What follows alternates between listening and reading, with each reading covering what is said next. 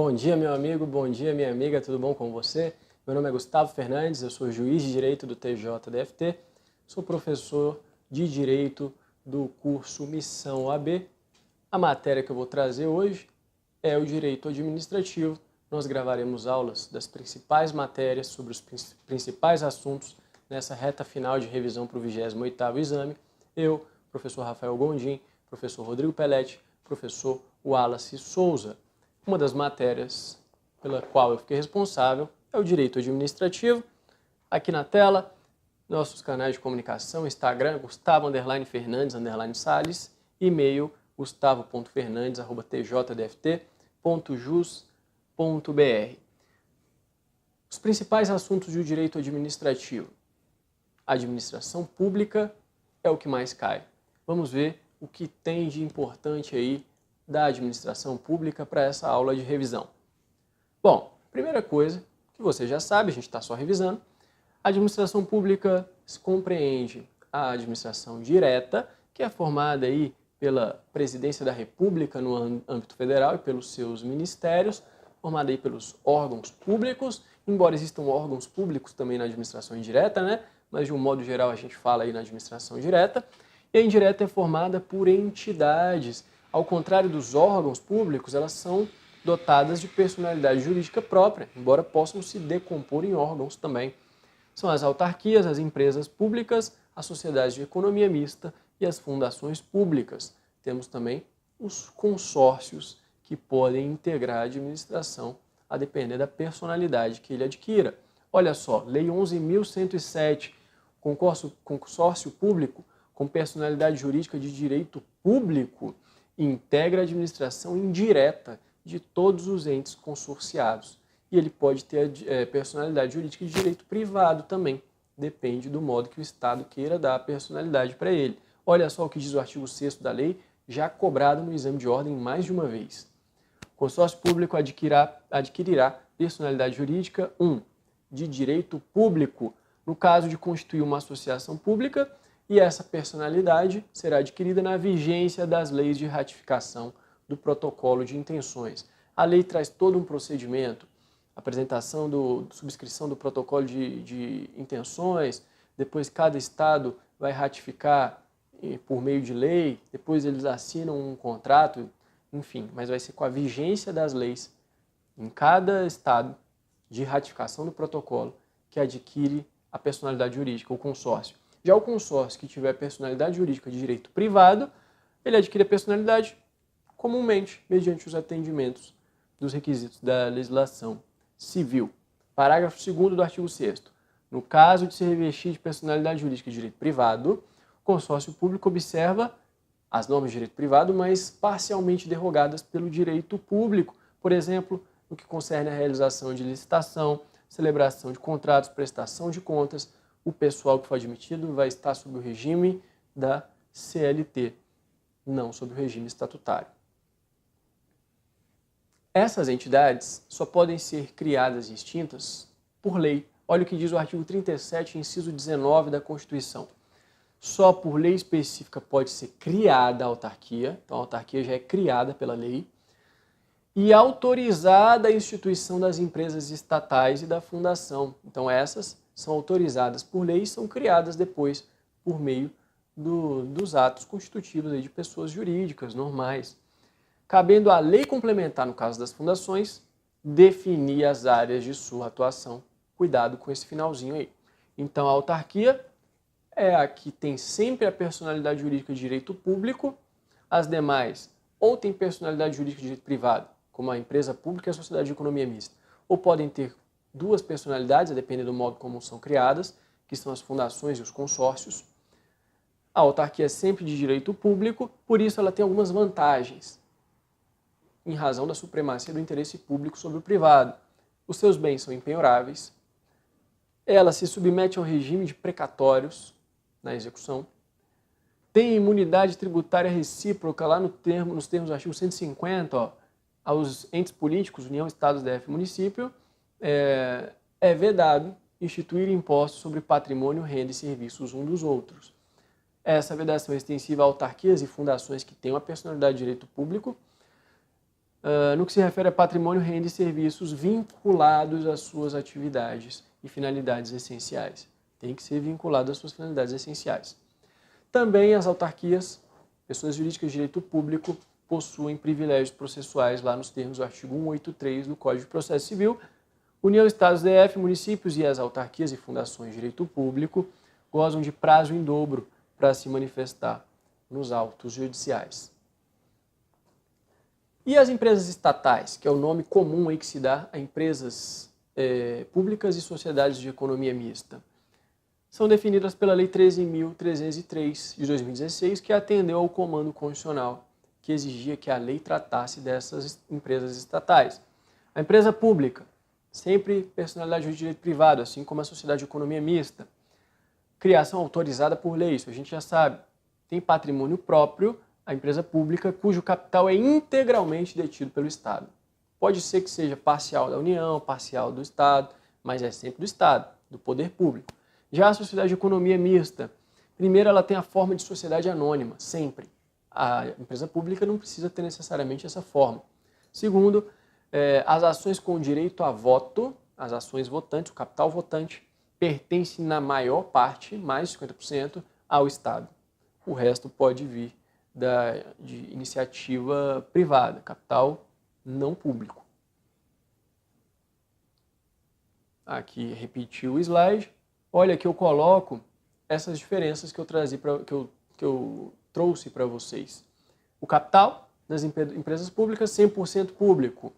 Na sociedade de economia mista, só o capital votante tem que ser, na maior parte, público. Forma societária, as empresas públicas podem adotar qualquer forma. A sociedade de economia mista, só a sociedade anônima, a exemplo do Banco do Brasil, da Petrobras. Já a empresa pública são exemplos principais do BNDES e a Caixa Econômica Federal.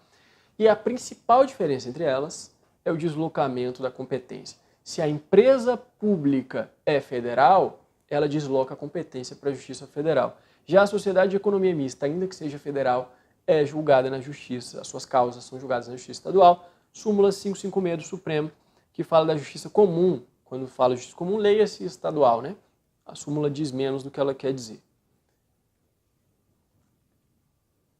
A empresa pública, se for federal, vai enquadrar lá no artigo 109 da Constituição. Ó. Aos juízes federais compete processar e julgar causas em que União, autarquia ou empresa pública federal estiverem de algum modo no processo, como autora, ré, assistente ou antes do CPC 2015 ou poentes. Claro que não se enquadram causas de falência, não existe causa de falência na Justiça Federal, nem as causas de acidente do trabalho e Justiça do Trabalho, que vão para essa Justiça especializada, e as da Justiça Eleitoral, que também ficam aí nessa Justiça especializada. Olha o que fala o artigo 173, parágrafo 1º, já cobrado em exame de ordem. A lei vai estabelecer o estatuto jurídico das empresas estatais, é a Lei 13.303 de 2016, e das subsidiárias que explorem atividade econômica. Só que a lei ela foi além do terço constitucional. Ela trouxe não só o regime jurídico dessas empresas que exploram atividade econômica, mas também das que prestam serviço público. Na doutrina isso é discutível, se é constitucional ou não. Até o momento é.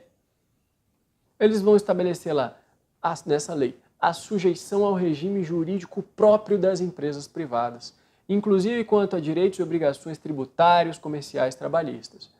Isso não é 100% verdade. Embora você tenha que decorar esse inciso aí para a sua prova, o regime de direito privado é parcialmente derrogado por normas de direito público, normas publicísticas, por conta de serem pessoas do Estado, apesar de terem a personalidade jurídica de direito privado.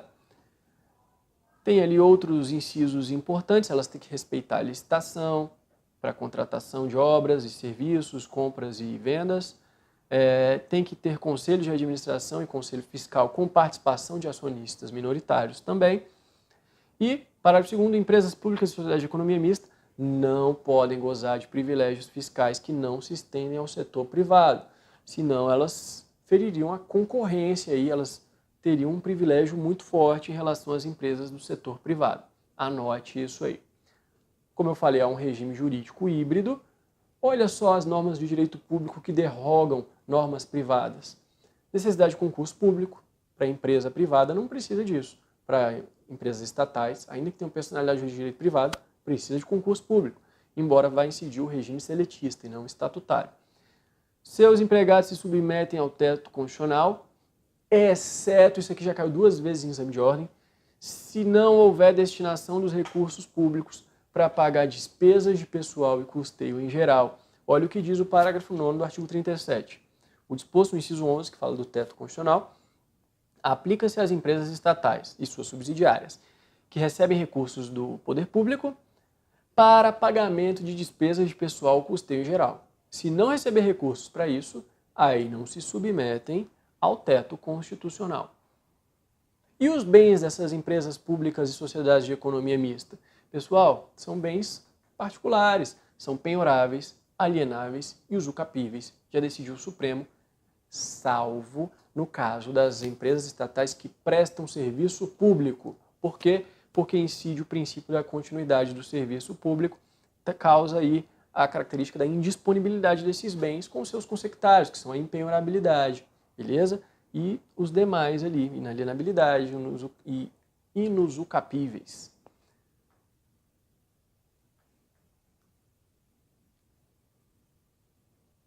Bom, eu já adiantei para vocês que tem 2 espécies de empresas estatais, as que prestam serviço público e as que exploram atividade econômica. Já vimos uma das diferenças aí. As que prestam serviço público, seus bens não podem ser penhorados. Isso está lá no artigo 173, a respeito das empresas estatais que exploram atividade econômica. Artigo que caiu muitas vezes no exame de ordem. Ressalvados os casos previstos na Constituição, a exploração direta da atividade econômica pelo Estado só se permite, preenchidos aqui, um dos 2 requisitos. Ou a necessária, quando isso for necessário, aos imperativos de segurança nacional, ou quando houver um relevante interesse coletivo, isso tem que estar definido em lei. Outra diferença entre essas 2 empresas aí, a gente já viu que as que exploram atividade econômica só nesses casos. O artigo 37, parágrafo 6º da Constituição, que cai muito em prova da OAB, eu também faço questão de destacar aqui na aula de revisão, ele diz que a responsabilidade do Estado é objetiva, inclusive das pessoas jurídicas, não só de direito público, mas as de direito privado, prestadoras de serviços públicos. Essa responsabilidade objetiva, inclusive, é para quem não incide, inclusive, em relação a não usuários do serviço. Mesmo quem não é usuário, é atingido, o Estado responde objetivamente. Já as empresas públicas e sociedades de economia mista, que não prestam serviço público, que exploram a atividade econômica, a responsabilidade é subjetiva, tá? É subjetiva. Aqui é objetiva, nos termos do 37, parágrafo 6º. Esse é o compêndio aí dos principais temas em se tratando de administração pública. Agora, as parcerias público-privadas, também um tema que já caiu algumas vezes no exame de ordem. São modalidades especiais dos contratos de concessão de serviço público, que estão na Lei 11.079. Como que funciona a parceria público-privada? Se o Estado quer construir uma obra, construir alguma coisa, ele tem que ter dinheiro. Se ele tem dinheiro, ele constrói, pronto. Mesmo que contrate aí um contrato administrativo para contratar os executores da obra. Se ele não tem dinheiro, ele pode efetivar a concessão de serviço público a terceiros, que irão executar o serviço e terão o direito de explorar aquela obra, o serviço público decorrente da obra, cobrando tarifas dos usuários. Então, eles vão ser remunerados pelas tarifas dos usuários. Essa é a concessão normal que a gente estuda na lei de concessões e permissões de serviço público. Mas há casos em que não há dinheiro do Estado para construir a obra e não há interesse de empresas de realizarem a obra e ficarem com a execução do serviço, porque é uma obra que não é rentável, não tem muitos usuários, enfim. E aí surgiu a parceria público-privada.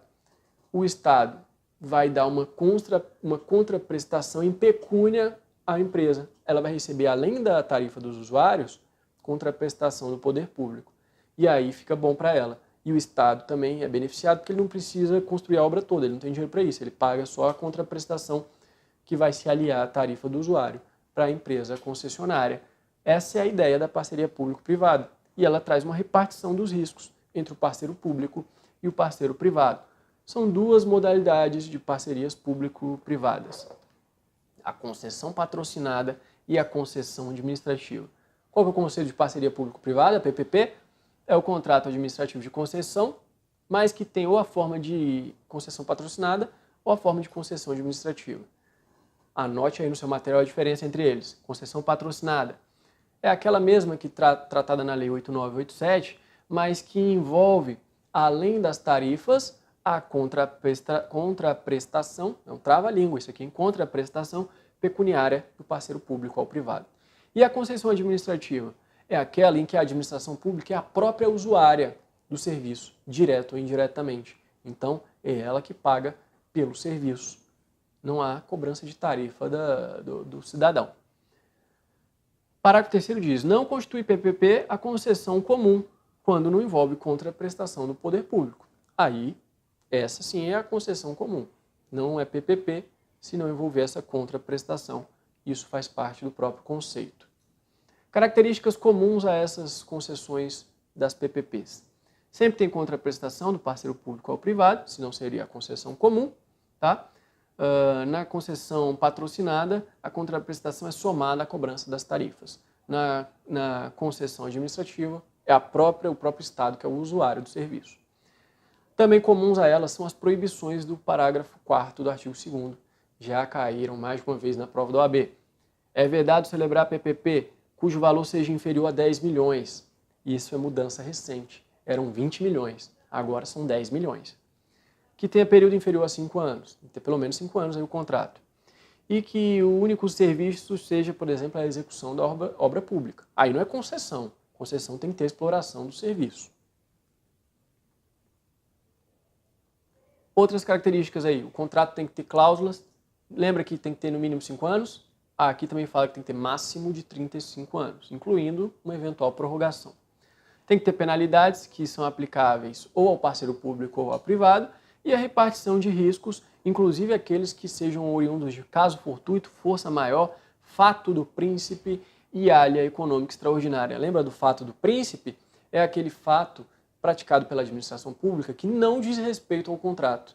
Por exemplo, um aumento de um imposto incide diretamente na contratação lá do parceiro privado para fornecer merenda. O imposto sobre algum alimento muda aí a parte econômica do contrato, mesmo que não diga respeito ao contrato, é o fato do príncipe, vai causar repartição de riscos entre as partes. É diferente do fato da administração. O fato da administração diz respeito ao próprio contrato. Bom, servidor público, o que tem de interessante sobre esse tema aí? É o que está na Constituição, na Lei 8.112. Mas o mais importante para a nossa aula é o que está na Constituição. Bom, servidores públicos podem ser os que ocupam cargo público, ocupam emprego público ou que exercem função pública. O estatutário é o que tem vínculo com o Estado por meio de ocupação de cargo público. É regulado no âmbito federal pela 8.112. O seletista é o que ocupa o emprego público, é regulamentado pela CLT, é utilizado pelas pessoas jurídicas de direito privado da administração indireta, as empresas estatais, as fundações de direito privado e os consórcios privados. E os servidores temporários são aqueles que estão previstos lá no artigo 37.9, que já caiu em prova. A lei estabelecerá os casos, e será uma lei federal, de contratação por tempo determinado. Então, é só por um período, não pode ser para sempre. Para atender a uma necessidade também temporária de excepcional interesse público. Então, uma necessidade excepcional e de excepcional interesse público temporária, contrata-se pessoas sem prestação de concurso, sem realização de concurso público para o Estado, são os servidores temporários. A gente vê muito isso no âmbito da educação, né? Professores temporários e tal. Bom, o artigo 37.2 exige concurso público para cargo e emprego, não exige para o servidor temporário. Principais normas sobre aí o concurso público e que estão lá no artigo 37 até o 41. Acesso a funções, cargos e empregos públicos. O 37.1 diz que são acessíveis aos brasileiros. Aqui é norma de eficácia contida, lá do direito constitucional. Por quê? Porque tem que preencher os requisitos estabelecidos em lei. Ali pode limitar. O brasileiro que não esteja em gozo dos direitos políticos, que não tem 18 anos, não pode ter acesso a esses cargos. Mas, em regra, todos podem, salvo limitações da lei, norma de eficácia contida. E os estrangeiros só na forma da lei. Aqui a eficácia é limitada. O estrangeiro só pode ter acesso a cargo público se tiver uma lei ou algum artigo da Constituição dizendo quando que ele pode ter o acesso. É o caso dos professores, cientistas aí nas universidades públicas. Artigo 37.2. A investidura em cargo, emprego público depende de aprovação prévia em concurso, ressalvadas nomeações para cargo em comissão de livre exoneração e nomeação. Então, existe concurso público, tanto para a administração direta quanto para a indireta, ainda que as empresas estatais explorem atividade econômica. Não se exige concurso público, então retomando o que a gente já viu até agora. Cargo em comissão, contratação temporária e tem o terceiro caso, agentes comunitários de saúde e de combate a endemias, que estão regulamentados lá na Lei 11.350, eles vão se submeter ao regime da CLT. O que mais que nós temos aqui? Teto das remunerações. Um dos artigos mais cobrados no exame de ordem. A remuneração dos ocupantes de cargo, função, emprego público, em qualquer administração aí, direta, autárquica, fundacional, dos membros dos poderes, a gente vai ver que isso se estende também para a administração indireta,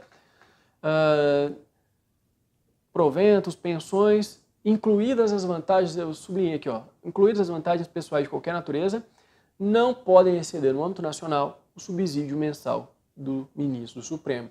E nos âmbitos locais, alguns subtetos aí, de âmbitos estaduais e municipais. Vamos ver como é que funciona. Âmbito nacional, ninguém ganha mais que o ministro Supremo no serviço público. Âmbito municipal, o teto é o subsídio do prefeito, nada impede que o subsídio do prefeito seja igual ao do ministro, do Supremo. Mas se não for, ele é o teto. No estadual, depende do poder. Poder executivo é o do governador. Poder legislativo é o do deputado estadual. Poder judiciário, 90,25% do subsídio do ministro Supremo, que é aplicável ao Ministério Público, Defensoria e aos procuradores do Estado. O parágrafo 11 do 37 exclui as verbas indenizatórias. Não serão computadas no teto as parcelas de caráter indenizatório. Por isso que de vez em quando você vê na imprensa um servidor, um juiz, um parlamentar, sei lá, recebendo 500 mil. Você fala, 500 mil? Mas como se o teto é o subsídio do Supremo, do ministro Supremo? Porque ele está recebendo verbas de caráter indenizatório aí, a que ele faz direito não se inclui no teto. O parágrafo 9 diz que se incluem aí as sociedades de economia mista e empresas públicas, salvo aquela hipótese que eu já li para vocês. Só não se submetem ao teto se não houver recursos do Estado para pagar despesas de pessoal ou custeio em geral. Se a Constituição permite a acumulação lícita de cargos, então ela permite que cada cargo isoladamente tenha o seu teto. A pessoa vai ganhar acima do teto porque ela tem 2 cargos licitamente acumuláveis segundo a Constituição, que o Supremo definiu quais são esses cargos que podem ser acumulados. Quando houver compatibilidade de horários, no caso de 2 de professor, 1 de professor e 1 técnico ou científico, ou 2 de profissionais da saúde. Essa proibição de acumular se estende também a fundações, empresas públicas, sociedades de economia mista e sociedades controladas pelo poder público. Meus amigos, esses são os principais temas do direito administrativo. Tem também a desapropriação, que a gente vai estudar com mais rigor na aula de direito, de revisão do direito ambiental. São os temas que mais caem, espero que te auxilie na sua prova. Um abraço.